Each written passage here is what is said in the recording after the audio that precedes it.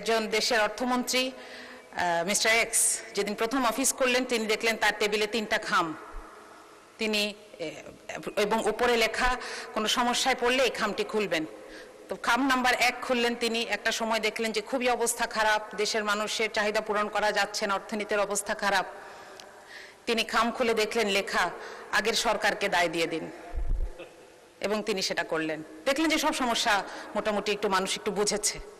আরো কিছুদিন পরে যখন আবার সমস্যা এরকম বেড়েছে তিনি দ্বিতীয় খামটা খুললেন, সেখানে লেখা বিরোধী দলকে দায় দিয়ে দিন। তো তিনি বিরোধী দলকে দায় দিলেন।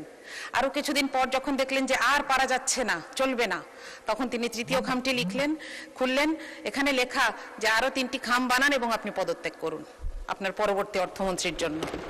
মাননীয় স্পিকার, সরকারের অংশ হিসেবে আমরা চাই না এই বাজেট আমাদের ব্যর্থতার দলিল হোক।